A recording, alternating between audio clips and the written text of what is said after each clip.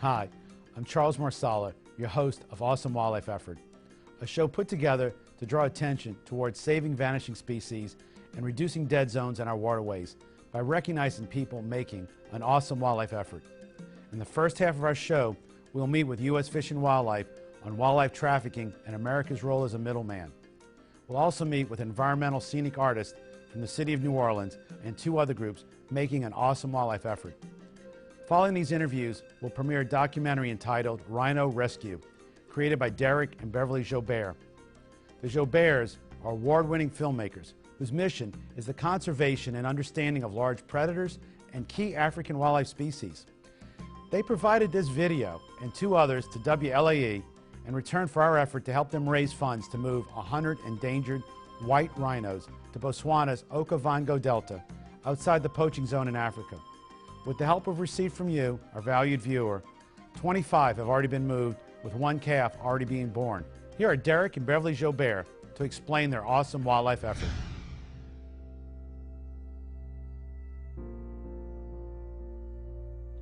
Hi there, we've got a project that we need some help with. The news from Africa is less than encouraging. We're losing 5 lions a day, we're losing 5 elephants an hour, and rhinos are on the sharp end of that, and we're losing a rhino every 7 hours. So the poaching has almost become epidemic. But we don't do despair well. We're the kind of people that need to look for solutions. So we're rolling up our sleeves to take action. We decided that we're going to move rhinos from the highest poaching zones to the lowest poaching zones in Africa. But as you can imagine, we have to go big on this. So we are thinking big. We're going to move 100 rhinos out of these areas, and this is going to be the biggest airlift of rhinos ever undertaken. It's going to more than double the population of rhinos in Botswana. In essence, what it is going to do is going to put these rhinos into safe, secret locations and safeguard their future. It's a story of hope, of success. It's a story of how we can turn this desperate situation around. We see it as a venture capital project. We'll be seeding a new population of rhinos in Botswana, redistributing DNA, a smart way to help the rhinos in the country, but at the same time, we'll be protecting them. The essence of the message is we're going to send out to poachers, traders, users, that extinction for us is not an option. We want to start by asking you to help us move the first 10 rhinos out of the 100 rhinos that we are going to be moving. It's going to cost us $45,000 US per rhino. Thank you for your consideration and help. Thanks very much.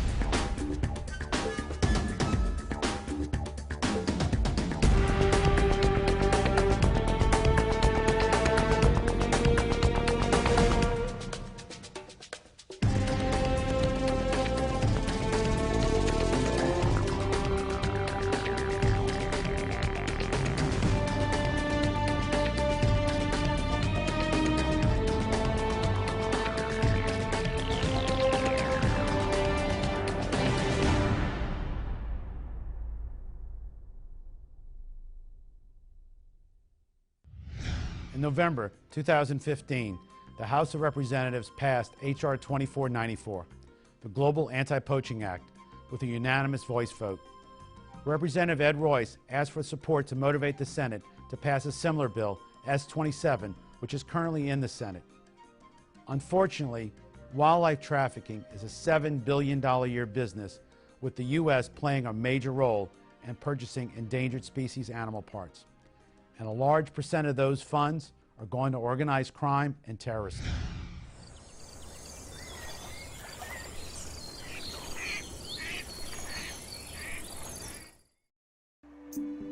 We're at the National Wildlife Refuge, which is where the U.S. Fish and Wildlife Service maintains its warehouse of seized wildlife. So any wildlife seized eventually makes its way here to the warehouse.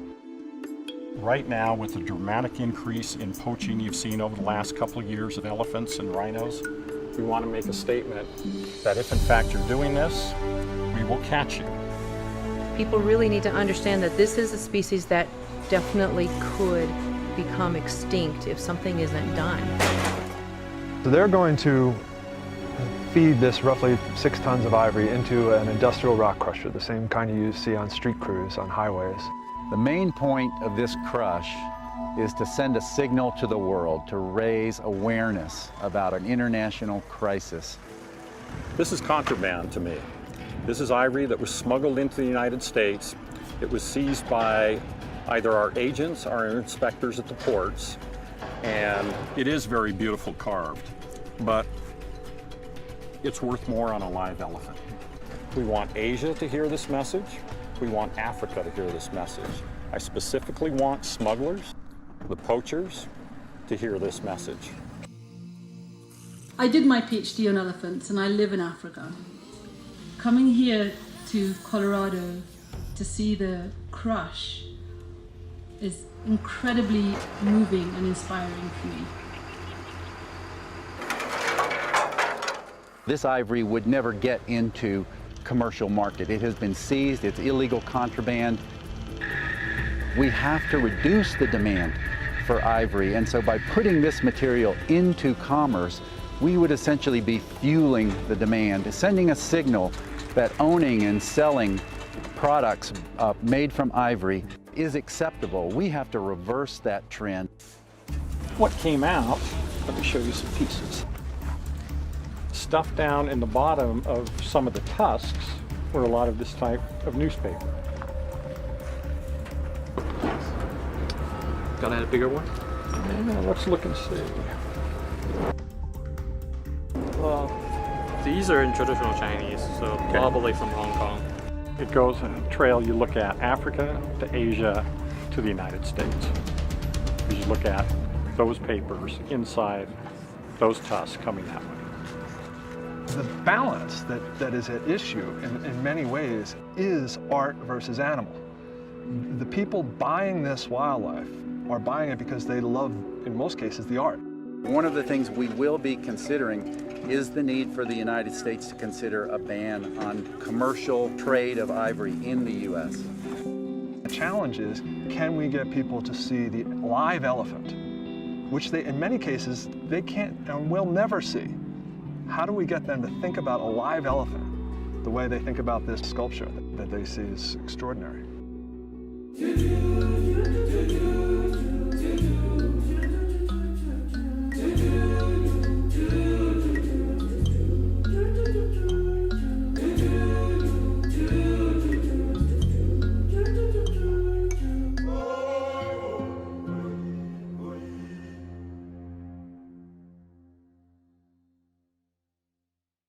Wildlife trafficking has always been an issue to us, those of us who've been watching this professionally for many years.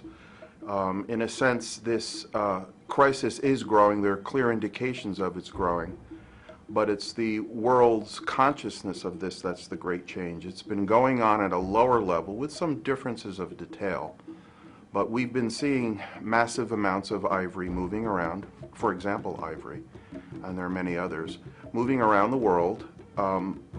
This is not a new phenomenon. What is different about it is that the value of wildlife products has escalated hugely in recent decades, or in recent years, of maybe 10 or so years. Therefore, it's more lucrative, thereby attracting organized crime to take advantage of what is a high benefit and a low risk operation. What we're seeing in the field is a larger scale, a more sophisticated and a more lethal scale of activities surrounding poaching and surrounding the preliminary steps in trafficking. And that is getting it from its point of origin in parks and protected areas and putting it into international commerce. So what we're seeing, not only are more carcasses, more forests without elephants, that's obvious. What we're also seeing is a level of organized crime, of very sophisticated means to transport, to acquire and transport wildlife goods, And we're seeing an uptick in some places, in many places, of collusion and corruption on the part of people who can facilitate this process. So we're seeing armed gangs, we're seeing elephants poached from helicopters, we're seeing rhinos that are anesthetized with veterinary drugs in order to do this quietly, say in the middle of the night in Kruger National Park. So the scale has increased, and the sophistication and intensity have also increased. WLAE and Awesome Wildlife Efforts have teamed up to offer some exciting opportunities for you to support vanishing species conservation. Make your awesome wildlife effort just by going to awe.news and clicking on Become a Sponsor. Choose from a wide array of rare and exciting artwork and experiences as our thank you gift when you become a supporter of this global effort. AWE is dedicated to saving vanishing species by offering unique opportunities worldwide. Youth for African Wildlife is a youth organization that seeks to create global conservation ambassadors through experiential research, social media, photography, and film. So we have an internship program where a group of youths from all over the world spend a month in South African wild, learning firsthand about the conservation issues that we have. At the end of the internship, the interns get to produce a short film that helps to raise awareness and hopefully reduces demand for wildlife products.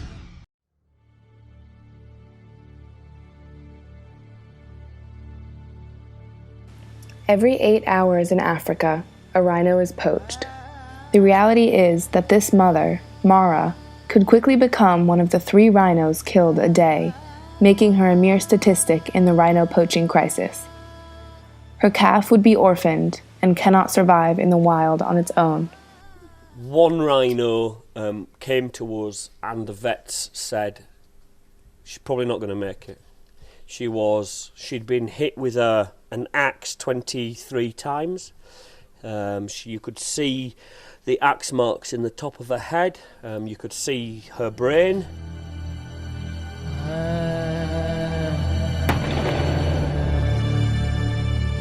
Last year, over 1,200 rhinos were poached for their horns. This year, to date, in July of 2015, almost 700 have been poached. Mara could easily be added to this figure. These rhinos are brutalized so that poachers can saw off their horns and part of their face, oftentimes while they are still alive. The horns are then sent to Asia to help satisfy an insatiable demand. Sadly, the statistics don't count rhinos that survive, that might die later, and the orphans aren't counted either, they don't make it. So the statistics are much higher. It's probably about 20% higher than the actual numbers. These numbers are spurred by the demand for rhino horn in Asia. Consumer markets are highest in Vietnam and China, with the demand increasing drastically every year. The following footage from a hidden camera shows rhino horns being sold illegally from the back of a tailor shop. The vendors will try to close sales by using fake statistics about the curative values of rhino horn. Rhino horn has been scientifically proven to have no medicinal benefit. It is made of keratin, much like our fingernails. Here in East Asia, rhino horn is purchased for use in traditional medicine, as trophies, or bought as a status symbol. It is falsely believed to be able to cure cancer, hangovers, and a variety of other ailments. At its current market price, it is double the value of gold. This hidden camera shows the permits the vendor received to hunt the rhino. However, the paper forbids him from portioning and selling the horn. You know, as the Vietnamese and the Chinese and Southeast Asians have become more and more affluent and have more money to spend, it's only likely to increase. The correlation of this poaching that correlates with the demand, that correlates with the economic growth in Southeast Asia, fundamental. And many people ask, why is this happening? It's lifestyle that comes from affluent, younger people. The more I read, the more I understand that the biggest driver of demand is lifestyle. Although the demand in Asia needs to be severely reduced, drastic measures must also be taken at the source of the poaching crisis. This is a political battle. We're not going to win it on the ground here with machine guns. Killing poachers is not the answer to saving another species. You don't kill one species to save another species. You know, when you're talking valuing human life over animal life. It's silly. This needs to be fought at a political level, at an international level. Historically, up to 8,000 rhino a year were being killed across Africa, across various range states. Those range states, a lot of those range states don't have rhino anymore. What we do have is a concentration of rhino and an opportunity to reassess what has worked in the past, what hasn't worked in the past, why things haven't worked in the past, and how are we going to take this forward. There is no silver bullet in this war. These are all tools in the box that we must have, and it's going to take a continuously evolving use of the tools that we have, because as quick as we develop something that's very useful and very good and has an effect straight away, our enemy is also advancing and developing new tactics to circumvent the systems that we're putting in place. Make the court at Skakusa a permanent court. And everybody that transgressed in this park goes to that court, where you have experienced prosecutors and magistrates that understand the essence of the crime. You get no bail and the harshest possible sentences. It will be a deterrent. There's no doubt. The victory of anti-poaching will occur in boardrooms where the right decisions are taken and courts where people are put away. The significance of wildlife conservation and the threats that they're facing, not just in Africa but globally, and that we have a moral obligation. To the youth out there, I would say don't ignore it. Don't let this generation be the generation that has allowed the big five to become the big four. If we don't do this in 3 to 5 years, we think at break-even point in terms of population growth. Mara represents the dwindling rhino population.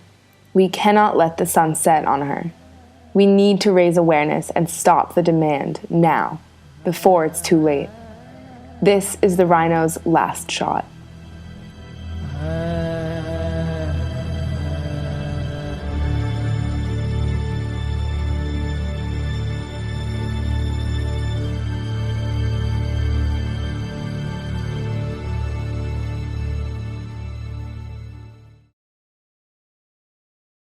WLAE and Awesome Wildlife Efforts have teamed up to offer some exciting opportunities for you to support vanishing species conservation.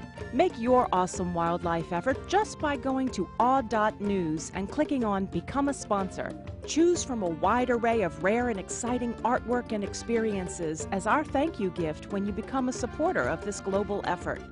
AWE is dedicated to saving vanishing species by offering unique opportunities worldwide.